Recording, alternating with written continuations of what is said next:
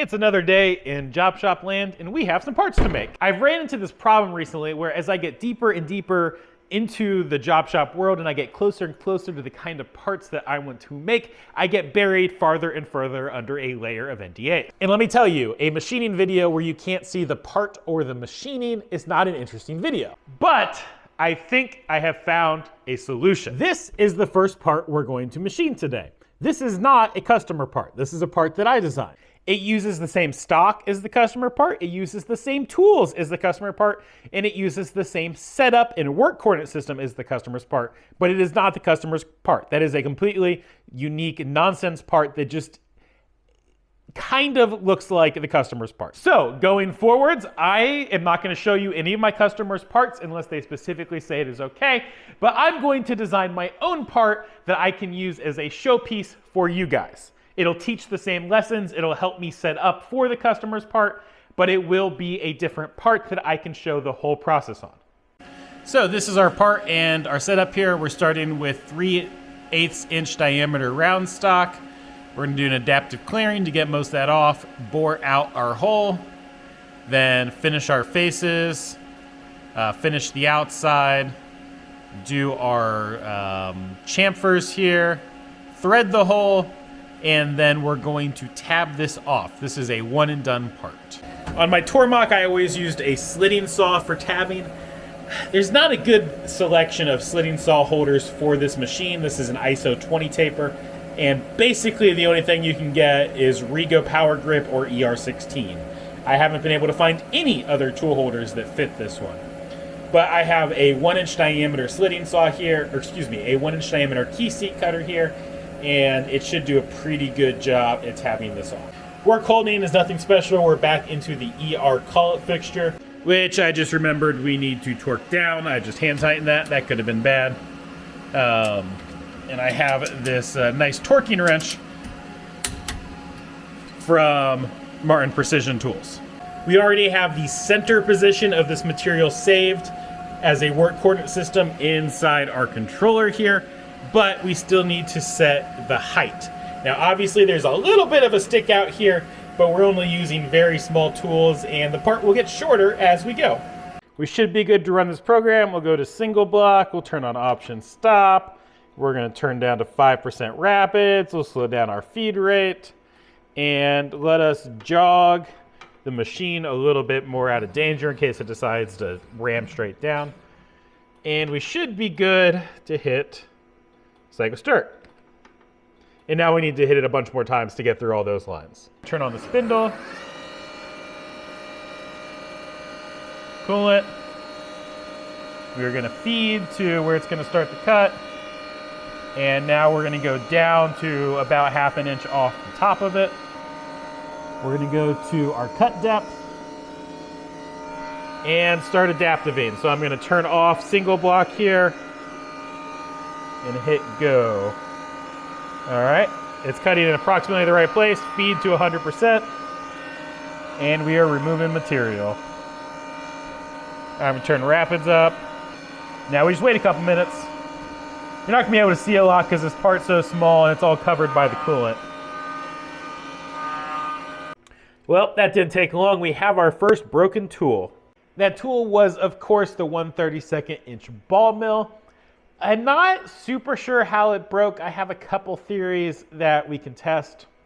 The first theory was the tool path.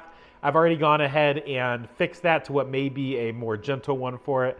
But my next theory, actually it's two theories. They could go either way, one of which is moot now because the tool is broken. But it could have been a tool length issue. There is no way I can show this on camera. But I can see on the top of this little face here, the tip of the tool did dig in where it shouldn't have dug in. And that extra force may have broken it. Now that could have been an issue with the tool length of this tool. It might have been set wrong. Or it could be an issue with the 1/16 inch end mill that we're using for roughing. So I'm gonna remeasure the 1/16 end mill and see if that moves any. If it does, that might explain our breakage here. Otherwise, it might just been because of the tool path or because the tool that was already in here was set wrong, but we fixed that by breaking that other tool and replacing it.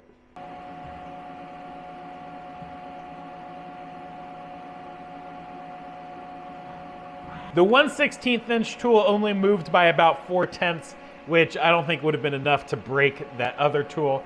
So it was either the tool offset of that 1/32 inch ball mill or it was my tool path. Either way, both of those should be fixed now, and hopefully this time it'll work.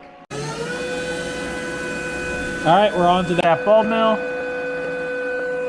This time I'm spiraling down instead of doing a full depth of cut. This is finishing that center cylinder. Yep, okay, we seem to be good.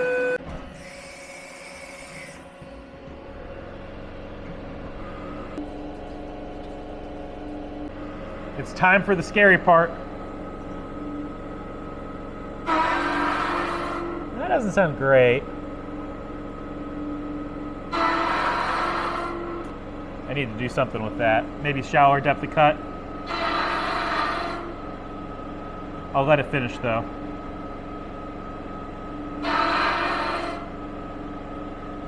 It might be the big long stick out on the part with this bigger tool. All right, you ready to see our part go flying? Oh, I think it's still gonna be there. Okay, well the part's there. Program is done. So our part is now supported here just on one little tab.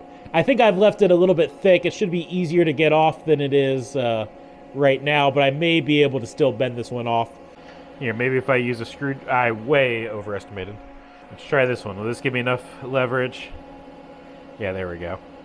So I definitely don't want to risk damaging the actual part, so that came off pretty well. I think I'm still going to make that a tad bit thinner, but that wasn't as bad as I was expecting. All right, let's look at our part. We'll bring it to the microscope in a second here, but the first question is, will it thread? So this is the go gauge. No, it is too tight. Okay. And here's the no-go. Well, obviously, if the go doesn't go, the no-go is not going to go. So we need to adjust our thread milling a little bit, but other than that, well, we need to check our dimensions next. But we got the part. The geometry is all there. We just need to do some fine-tuning.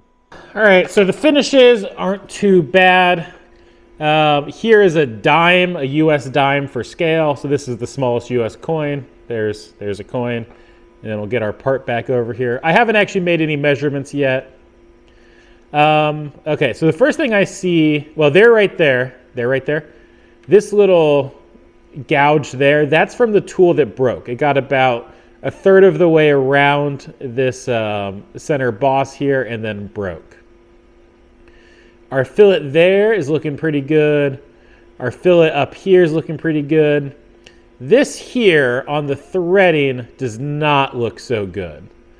So I need to reevaluate how I'm doing that fillet there, or excuse me, that chamfer there. I probably just didn't make it big enough. Let's see the back side of this thing. So I have not cleaned up the tab on the back side. So the finish is looking very toothed. Again, this is under a lot of magnification. It doesn't look awful in person.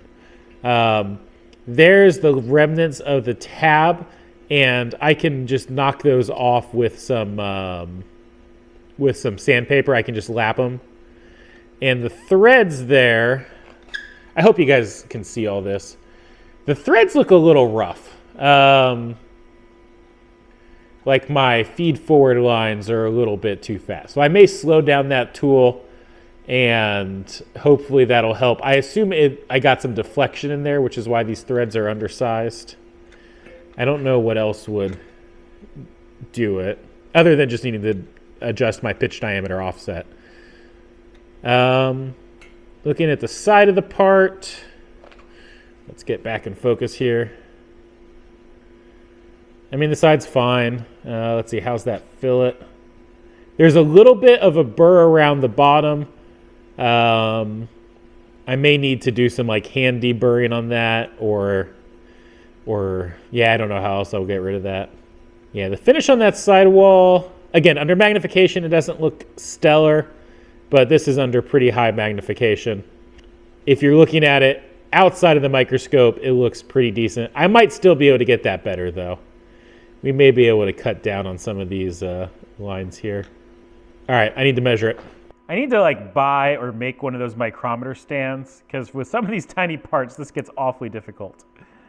So, okay, I'm gonna do my measurement across these flats here, and it's probably gonna be too big because of those burrs.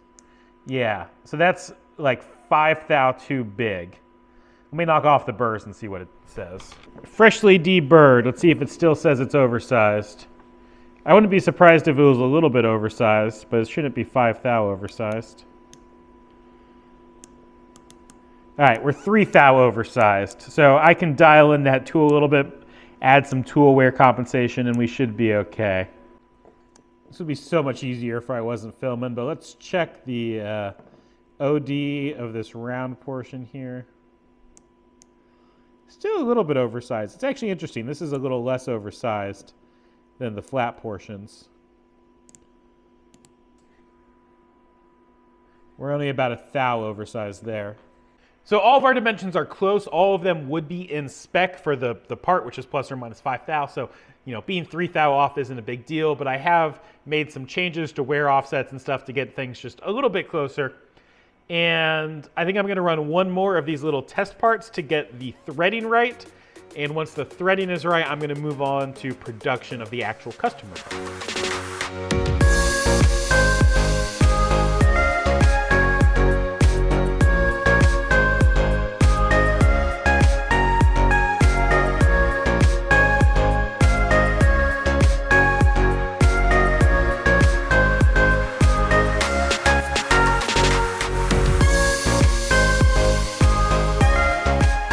So last night I was able to get all 10 of those parts done with no issues. The first one came off the mill just fine, and then I ran 11 more.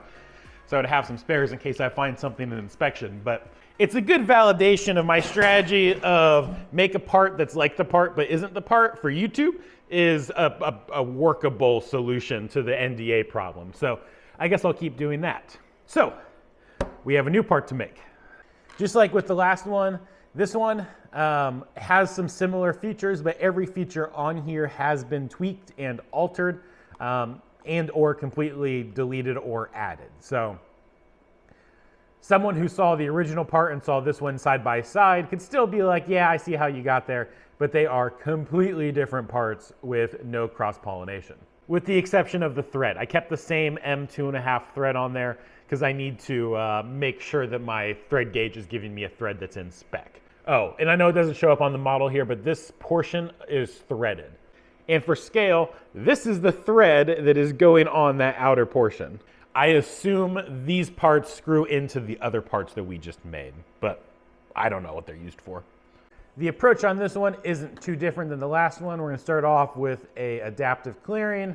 We're gonna bore that to size. We're gonna bore that to size. Face off the top, drill out a hole that goes all the way through. Come on, clear out this pocket here. Finish the walls of that pocket with a teeny tiny end mill, thread mill, cut this thread relief in, and then tab it off. I'll be cutting that thread relief with a small slitting saw. It's about 1/2 millimeter thick, or 20 thou. Let's hope we don't break anything.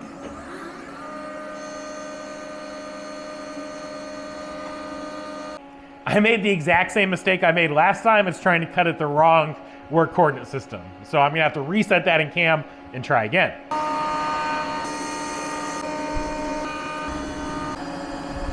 I had to stop it and check that there was actually a hole there. It's hard to see, but there's a hole there.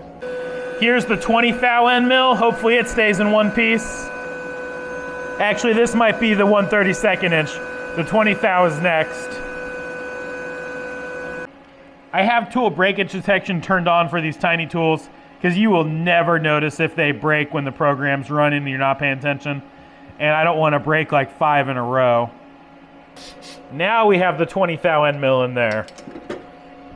Did I mention I only have one of these? Let's hope this doesn't break it. 30K RPM, 2/10 feed per tooth. That works out to be about 13 inches per minute with a 20 thou end mill. Is it still there? It's still there. Okay, that's a good sign. Time to thread mill. If I have to tweak anything, it's probably this. This is an 80 thou end mill, an 80 thou thread mill, that's about 2 millimeters. And now we're doing our thread relief.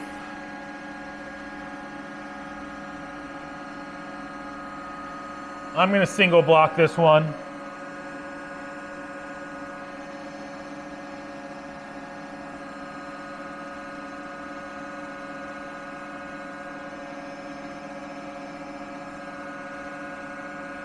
All right, we should be good. I'm gonna turn off single block.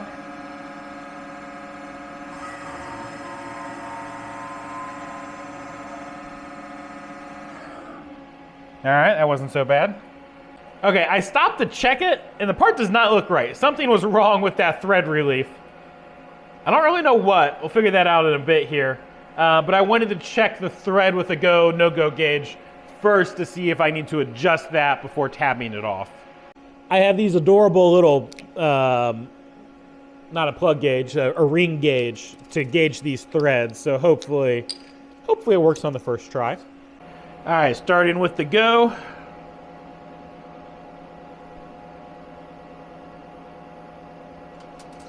Yeah, no, it's coolanty. I'm not sure the go is gonna go. It's very hard. Oh. Nope, I take that back. Look at that, that fits great. If anything, it might be a little bit loose. Fortunately, to determine that, we have the no-go, which also seems to go. Okay, so we are too sloppy on these threads. They're cut too deep, they need to be shallower. But I can't tweak these ones in the machine, so we might as well tab it off.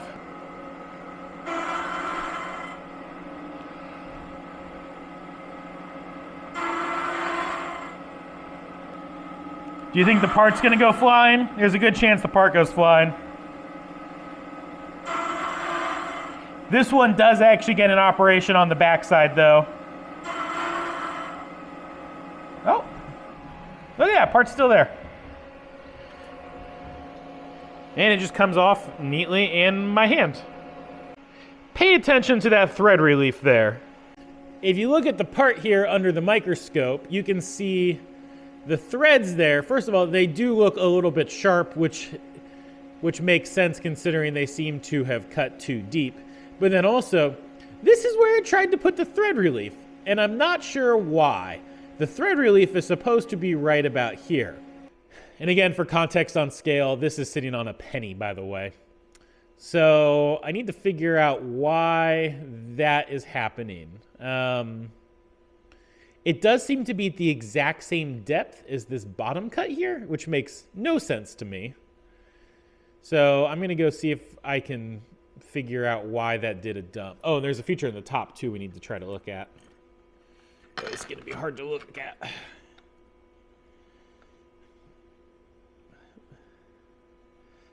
Yep, there does appear to be a nice little square. Well, I seem to have found why that cut was in the wrong place, why the slitting saw a cut in the wrong place, and the answer is, I'm dumb, but also I got really lucky.